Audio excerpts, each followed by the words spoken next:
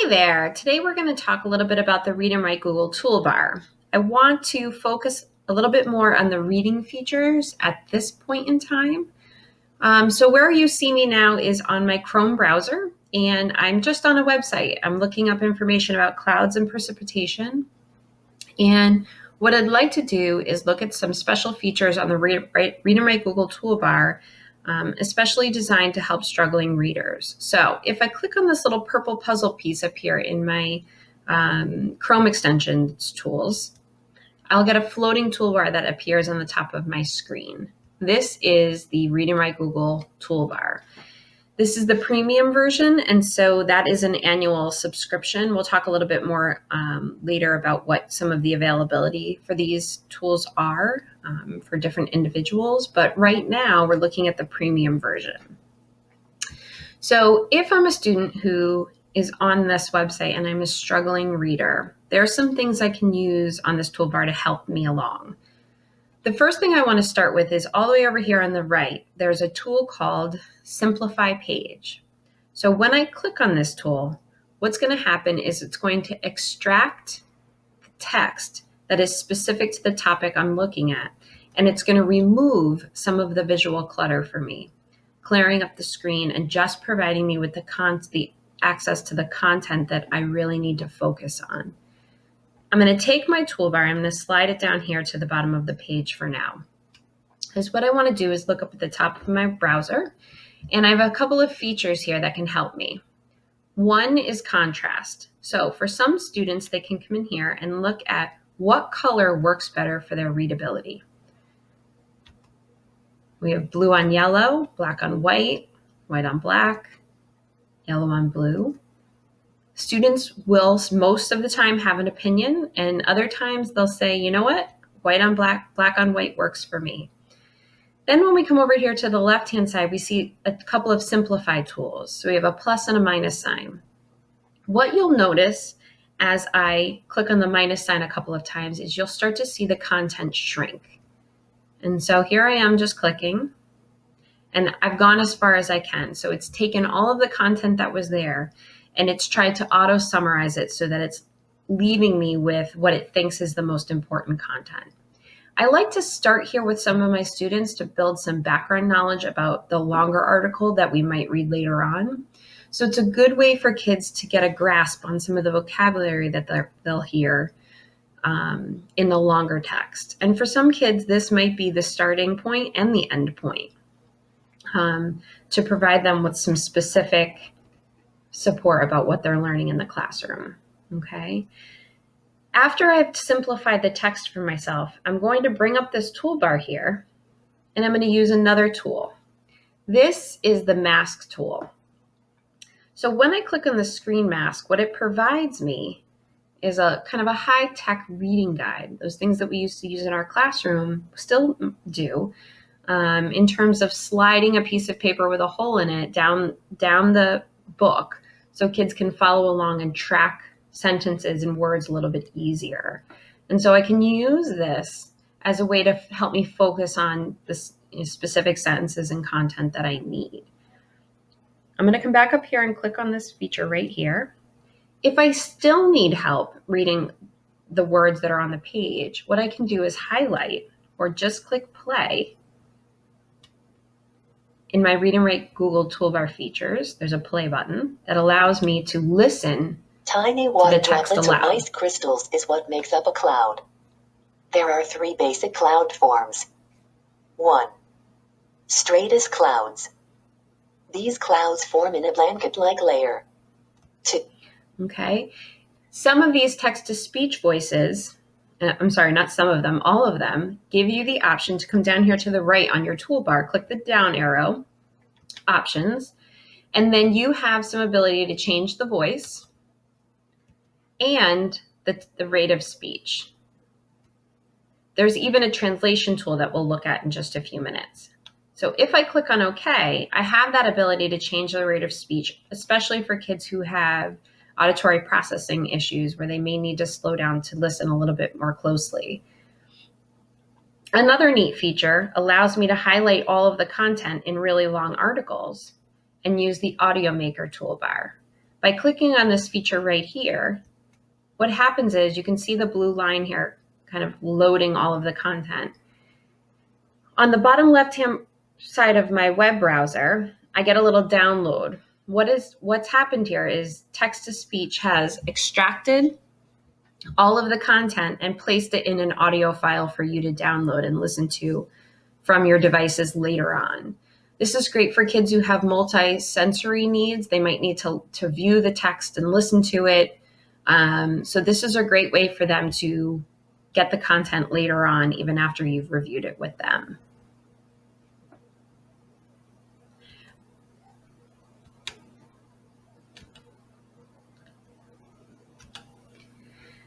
Another neat tool is the practice reading aloud.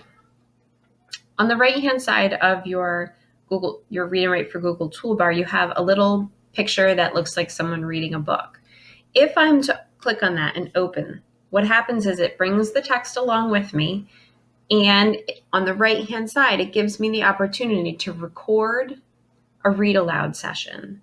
So by clicking on the microphone, it will allow me to read the content aloud and then send it to my teacher to check in, or just to read it aloud and listen back to what it is that I've read. So by hitting start record,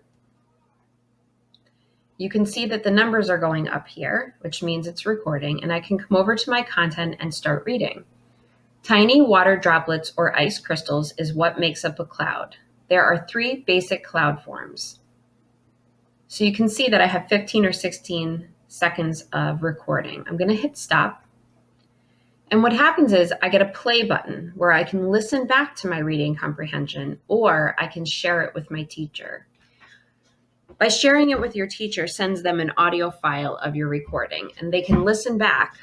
The neat part about this is it allows for independence. It gives kids the opportunity to read aloud to themselves, but teachers still have the opportunity to listen to where some of those mistakes might be occurring, and review it with them at a later time.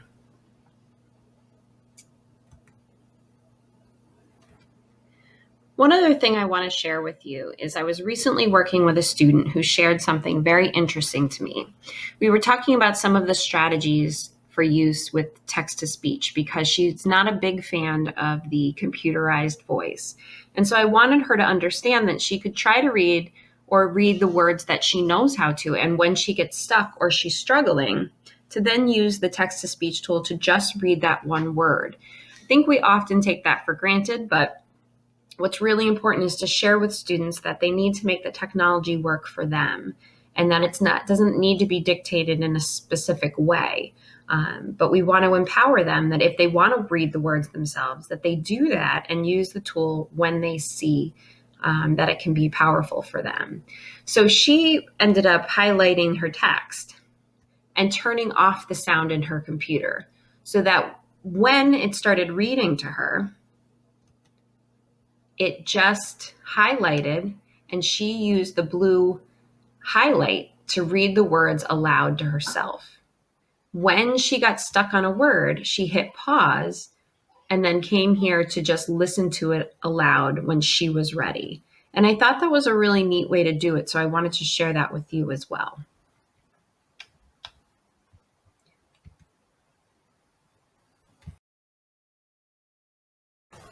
I want to take a look at some of the study tools found on the Read and Write for Google toolbar.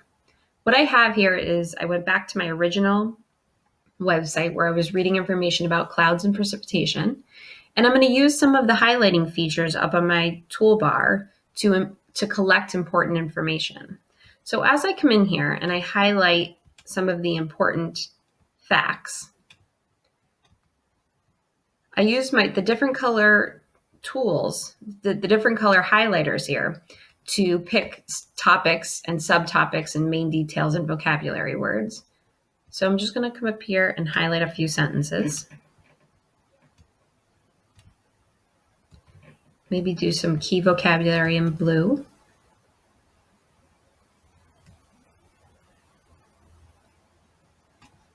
Okay, then I'm going to use this collect highlights feature on the toolbar to extract this information and place it in a separate Google Doc. So once I click here, and say, okay, for extracting all of the different colored highlighters, you'll notice in my web browser a new tab pops up in a Google Doc, and it only exports the content with which I've highlighted and deemed appropriate or important. And so it keeps it color-coded for me. It also gives me a hyperlink to where I can relocate that original website where I extracted the information from, because for a lot of our kids with executive functioning issues, they have a very hard time keeping track of where they've collected that information. So I can use the hyperlink to go back at any time. It's also good for teachers to track where kids are getting their information from. And so this has allowed me to do that. The other important piece of this is that I can continue to use any of the reading features on my toolbar to help me while I'm studying. So I can still use the text-to-speech feature to listen back to the text if I'm struggling to read it myself. Another really cool feature here is that I can use the picture dictionary to look for symbols of any of the words found in the text that I'm unsure of. So if I click here on clouds, and then in my toolbar, I click on this little box with the symbols in the middle, that's my picture dictionary. When I click on it, what it's going to do is try to go out to the internet and find a symbol of the vocabulary word that I've selected. This is really great for your struggling readers who also need picture support to help them connect visually with the information they're reading about. I can use a little text-to-speech play button right next to the word to hear the word aloud. Clouds. Okay. There's also a dictionary tool to the left that allows me to click. Clouds. Now. Many tiny drops of water that float in the sky as a white or gray mass. Can you see patterns in the clouds? Now. So then I have a dictionary tool too. If I need to look up any of the words and really get the definition, this can be used. The powerful part of that is that you are also provided text-to-speech within the dictionary. So that's a really powerful tool. Sometimes in software or other tools, you don't get both of those features. So this is a really nice tool. Read&Write for Google also has a translation tool with various languages. Right now, mine is set to Spanish. So if I take this word clouds and I come up to my Google toolbar, there's those two little arrows that are crisscrossing, and that's my translator. When I click on that, a pop-up window will show up that provides me with the word clouds, but then also gives it to me in the Spanish language or whatever language I've chosen. Clouds. Nube. So this can be a really powerful tool for your English language learners who are, who still need some of the support from the language that is their primary language. Where you can change that language for the translator is again in your options tool, where you would come down to speech and you'll see that it says translation here, and you have several different languages to choose from. So you can come in here and explore that a little bit depending on which students you see on a regular basis.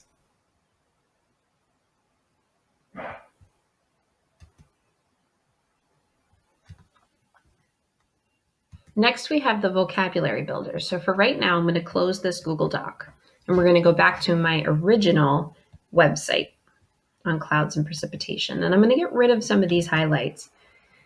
But I'm going to continue to use the highlighting tool now to just pick some specific vocabulary words that I want my students to focus on when they're studying later.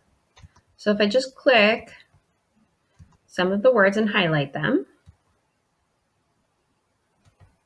I can then use the vocabulary builder, which is this little box towards the end of my Google toolbar. And what happens when I click on that, it's going to open up a new Google Doc and extract those vocabulary words and build a vocabulary list for me. In that vocabulary list, it automatically retrieves the meaning and the definition of those words, gives it in a sentence that kids can read for context, it also provides a symbol support for students who might need a little bit of picture support to visually anchor them to the text that they're reading about. Now, what I also really love about this feature is that as a teacher, I can come in here and change this because it's all editable text. So I can change whatever I need it to be before I share it with my students. So I could remove notes and put something like put in your own sentence for homework, or find and describe the vocabulary word that you see around your house. It can really be whatever you want it to be, and it can be an automatic homework assignment built within seconds based on content that you've taught throughout the day. So that is the vocabulary builder that makes me very, very happy. And I know a lot of teachers find good support within this.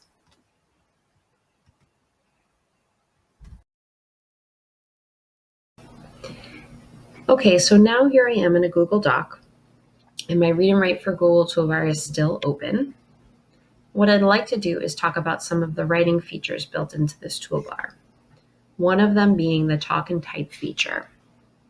When you enable this button, it turns on the microphone and allows a student to speak to the computer and have it type for you. This can be really helpful for students who think more quickly than they can write or type, students who are struggling with spelling or keyboarding efficiency. So if I click here, the microphone will appear to the left of my Google Doc. And it will start to type whatever it is that I'm saying, period. New paragraph. This feature can be especially helpful for kids who struggle with spelling, period. It can be used interchangeably while they're keyboarding or used to dictate complete thoughts, period. When you're done using the microphone to type your thoughts, all you have to do is click on it and it puts it to sleep. Once you're done using the microphone, all you have to do is come over here and click on the X, and it puts the microphone away. It's not visible any longer. But if I wanted to pull it up, all I'd have to do is come back to my toolbar and click on the talk and type feature. The next feature I want to talk about is the word prediction tool. So all the way over here on the left, there's a globe looking feature. When you turn that on, a pop-up window will appear with some predicted words that you can use to begin your sentence. This is called a predict ahead feature. I'm just going to pop down here and start a new sentence. So as I start to type, you can see that if I type a letter or two, it will start to phonetically guess and predict what it is I might want to say based on the few letters that I have there. This can be really helpful for students who struggle with spelling or keyboard efficiency as well, because what they can do is hover the word, door, listen to it to make sure it's the word they're looking for. Doctors, doors. If it is the word that they're looking for, then all they have to do is click on it. Dogs. It inserts the whole word for them, which a lot of times can speed up the productivity pace and allow them to write a little bit more fluidly. The predict ahead feature, as you can see, I haven't typed any additional words, but it's starting to give me some words that I might want to say based on high frequency. So a word that I might want to use next will appear, and I can decide that I'm going to either click on it, insert it, or keep typing and have it adjust and start predicting words based on the next few letters that I write.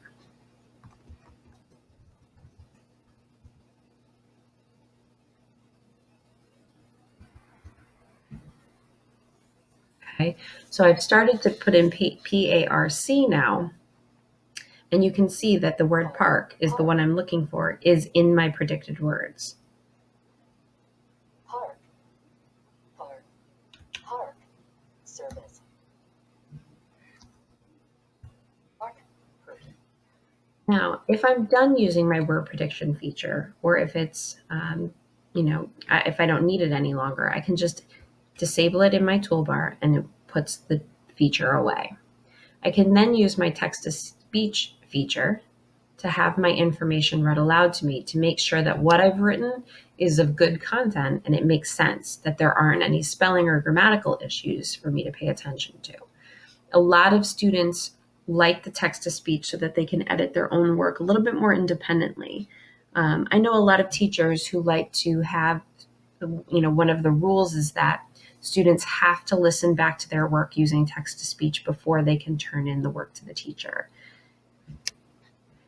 So if I just come here and I click the play button, it will read my sentence back to me. The dogs went to the park. Perfect. So that's all I have for Read and Write for Google today. There are 2 versions. One is available in the Chrome store, and it's called Read and Write for Google, and you can download it free today.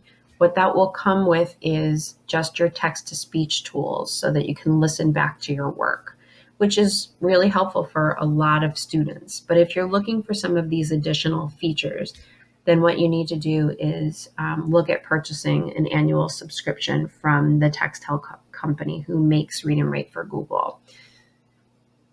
More information can be found at their website, or you can let us know, but that'll do it for Read and Write Google today. Thank you. Oh, wait, and I have one more thing to say before we go. In your Read and Write for Google toolbar, there's a way to customize the features that your students see. So if you go to your drop-down arrow where your options live, and you click on options, if we look over here on the left, you have some features where you can customize the prediction that we were talking about, especially the number of results. If you felt like 10 words was too many, you could certainly bring that down all the way to 3 or somewhere in the middle. But one of the coolest things I like in here is if you click on features on the left, you have the ability to disable or enable any of the tools on your toolbar. Some kids get easily overwhelmed with too many tools, or maybe you want to slowly introduce each tool to your students so as to not overwhelm them with too many. So if you just come in here, you can disable some of them, and they will slowly start to disappear from your toolbar. I don't know if you guys saw that up here, but if you pay attention to the toolbar as I turn things off, we'll leave text to speech. Okay, and you can see them slowly disappear from the toolbar. This would be good for kids who get overwhelmed, who just don't need access to some of these features. They can be turned off. I like it because you can start with just a few tools, and as kids get more comfortable and feel more successful, you can start to add a tool to their toolbar. Okay, I think that'll do it for today. And if you have questions, please follow up. I'm happy to answer. All right, thanks. Bye.